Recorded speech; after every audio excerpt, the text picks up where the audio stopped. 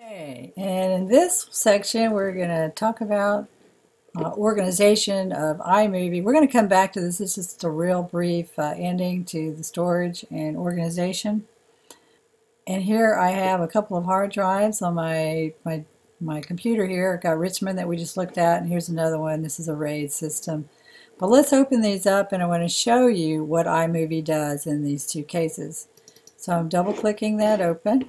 And here, if I scroll down, we're going to see, here's iMovie Events. And if I open that up, I mean, it's just got the various, these are events, and in here, these are all the things that iMovie writes for itself.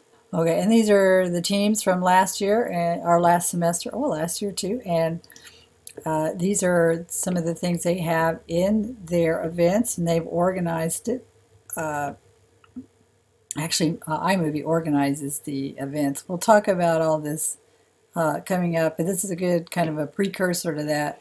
Most of this iMovie does on itself. It does all of these thumbnails and waveforms in the cache, and that's not something you have to worry about. iMovie does that all by itself behind the scenes.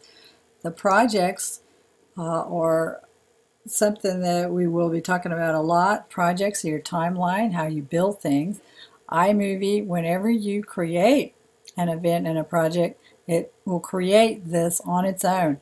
And in here, these are the actual projects, and these projects don't really show you what's happening here, but it's just really a reference point to the file that contains all kinds of substructures that are related to building your timeline. But every single time that you create an iMovie project or event, usually event first and then the project comes second, you cannot direct it to a specific folder. Like these are folders, you can't direct it. It does that on its own, and it is specific to a hard drive only. Okay, so that brings us to our problem of last year, and let's go ahead and take a look at that. Okay, so this is the hard drive from last year. Here it is, SPN, and let's take a look. These are all, like I say, iMovie only recognizes a single hard drive. You cannot direct it any lower than that. So in here, here's the problem that we had last year, and the sole reason that you are using your own hard drives for your projects this year. And here, projects meaning your programs, and not projects that is going to come to mean in the next couple of tutorials. But here it is in this shared drive. Everybody in the class could only use this one folder for events, for all of their events, this one folder for all of their projects. Okay, so that's okay. It just slowed the works down, and there's lots of other problems that it caused. So we're not going to go there this time. We're going to use the rock solid method of the external hard drives like you're using here. So I'm going to go ahead and close this out, and this is the main point I want to make in this bit, is to show you that iMovie only recognizes a single hard drive as a place to store its behind-the-scenes file structure to support all your events and projects. And I'll define events and projects later.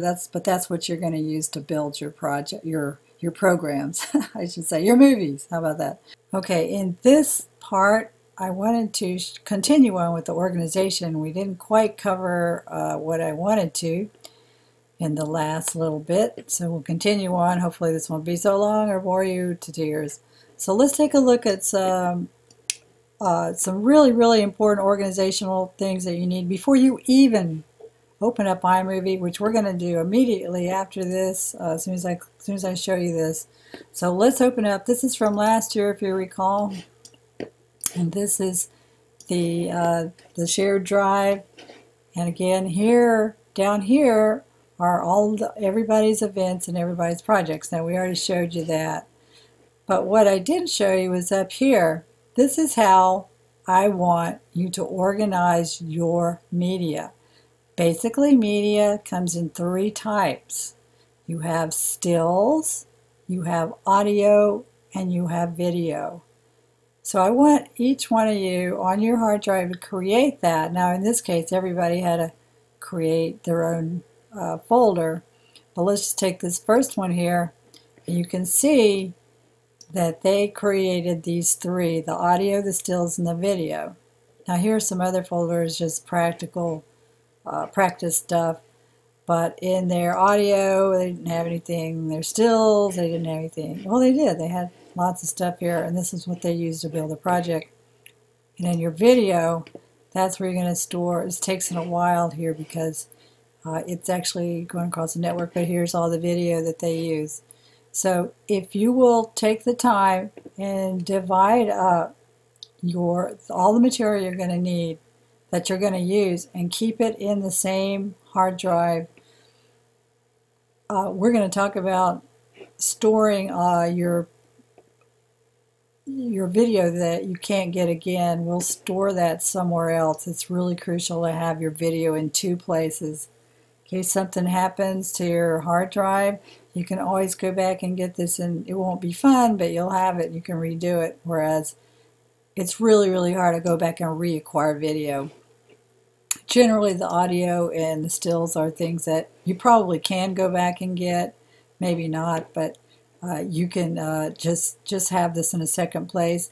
And if you recall back a few tutorials ago, I told you that we were going to have a storage drive for you to do just that.